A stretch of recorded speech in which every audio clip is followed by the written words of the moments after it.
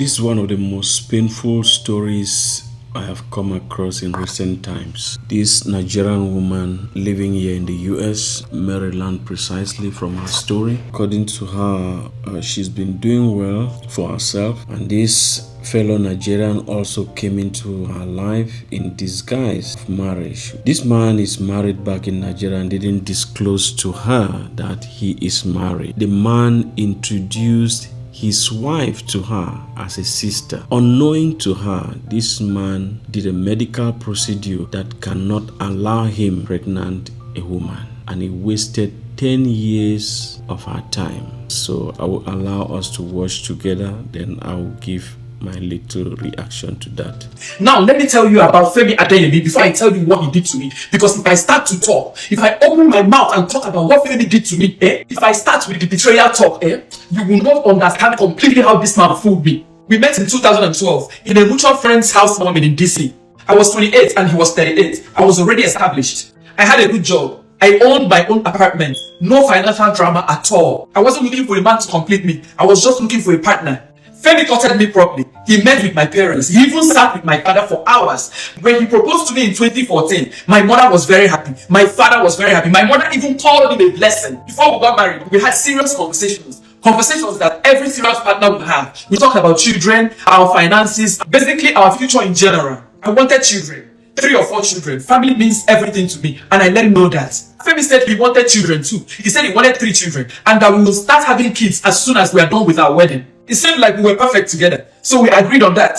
But what I did not know, what I did not discover until it almost destroyed me, is that Femi had quietly walked into a private clinic in Silver Spring, Maryland, and had a vasectomy. Yes, he had a vasectomy. And not just that, he did something else. Something I will never find out until after 10 years. He had a wife in Lagos, registered in court, legally and binded. And he came to America, buried both of those facts, smiled at my father, said I do, and meant absolutely none of it. I was not his wife. I was just his American arrangement. And I will spend 10 years of my life not knowing this. And you think it will be well with you? Femi Adeyemi, it shall never be well with you. This months into our marriage, we started trying for a child, or at least I thought we were trying. Months after months, nothing was happening. I keep telling myself it's normal. Bodies are different. Some bodies take more time than the others. And then I started tracking my monthly cycle obsessively. I changed my diet. I stopped drinking entirely. I did everything right. I started taking prenatal vitamins as well. After a whole year, nothing was happening still. I went back to my OBGYN and she ran a couple of tests and the results came back normal. My OBGYN said, try another 6 months and then come back if nothing happens. But this time, come back with your husband. And I told Femi, he just turned around, nodded his head and said nothing else. And that was it. Before you know it, another 6 months passed and nothing still. I cried in grocery stores parking lots. I hid so many pregnancy test kits under my car seat so Femi wouldn't see how many I was buying. And yet, every month, the test result comes out negative. And then I finally started pushing Femi to go to the doctor with me. But he resisted. He would look at me and said, there is nothing wrong with me. He kept telling me there was nothing wrong with him and that I was stressing myself for nothing and that stress affects fertility as well. But this time, I wasn't backing down. I wasn't going to take no for an answer. I pushed harder until he agreed to semen analysis. And guess what? The test result came back 0 sperm.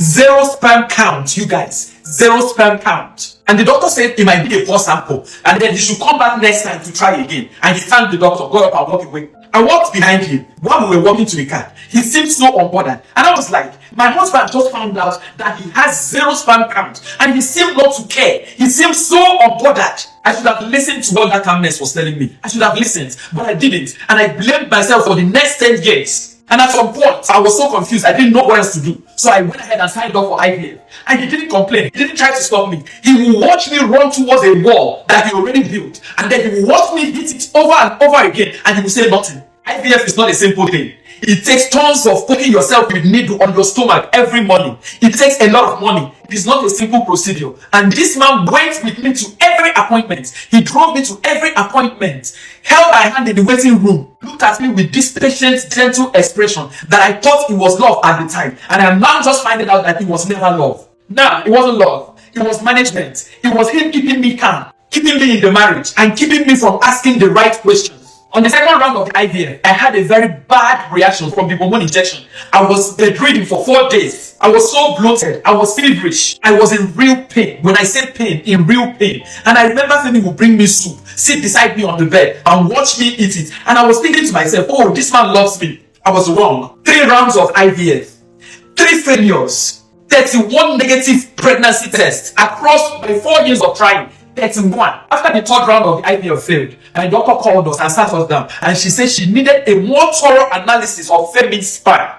Femi's spine. She specifically said the word vasectomy. She said she wanted to test for it and rule that out. Do you know that Femi sat there with a straight face and did not move at all? And then he turned to the doctor and said, that's not possible. I've never had a procedure. With a very straight face. The doctor scheduled a follow-up appointment for us twice, and Femi cancelled it twice. I rescheduled, and he cancelled it again. And at this point, I had to rebook another appointment for myself because he obviously did not want to go. And on that day, my car was bad and I needed to order a ride. And Femi has been the one ordering ride for us. I do not have the Uber app in my phone. So I picked up his phone to book the ride myself. And guess what popped up on his phone?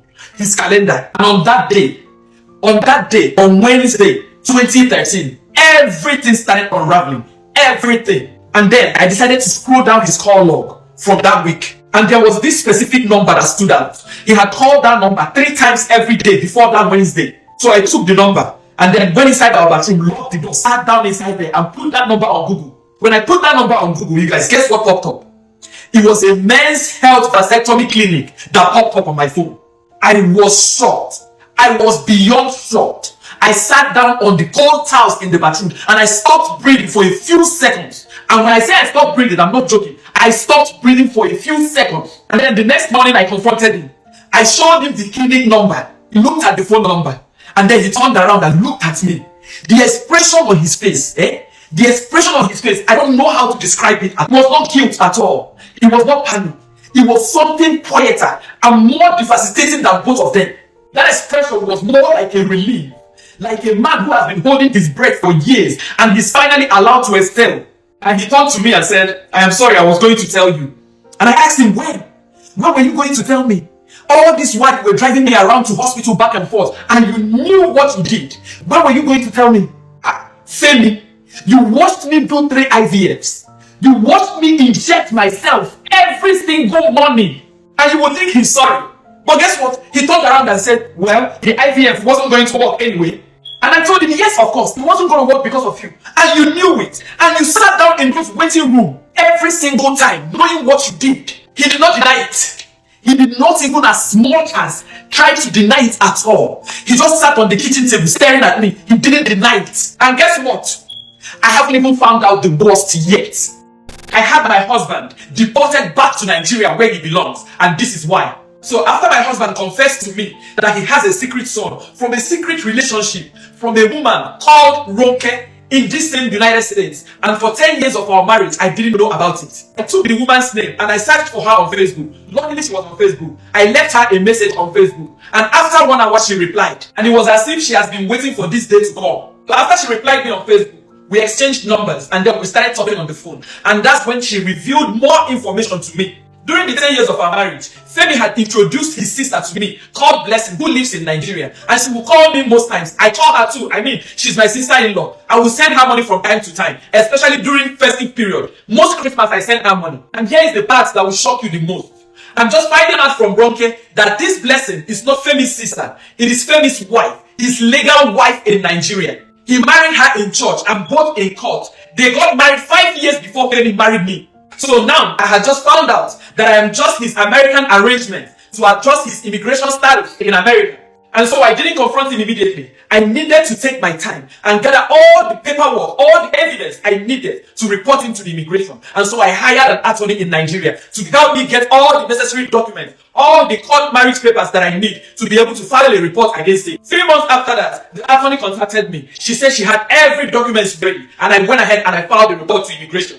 And so he came home one evening and 2 things were waiting for him. 1, the immigration investigation notice was waiting for him on the kitchen counter.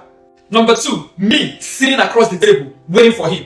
He picked up the notice, opened it and read it, and then sat it down on the table. He turned around and looked at me with an expression I have never seen on his face for 10 years we have been married. He then sat down like something had been removed from his legs. And I told him, You called that woman your sister.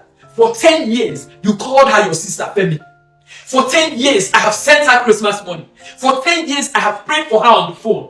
While all this while, she was your wife, married in 2009, in court. He tried everything he could that night, crying, begging. He offered me money. He even offered me vasectomy reversal. He said it was okay, that we can now have kids. I told him, the investigation is already open, Femi. There's nothing I can do for you at this point. I mean, your own paperwork is talking for you.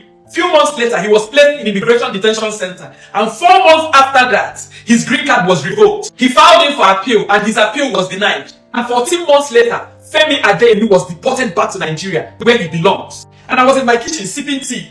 My phone was off. There was nothing left for me to witness. Very intelligent woman. I will have to applaud her on how she handled the issue. Not all women will go that route, trying to find ways to do things legally like she did. Most people, this would have ended in a very sad way. I'm really sorry for that, but these are things we see every day. There's one thing that is most dangerous to lose in life, that is time. When you lost time, it would take God for restoration. Imagine having waited for 10 years to carry your own baby, and it didn't happen. Not because you are at fault, but because of the deception that came your way.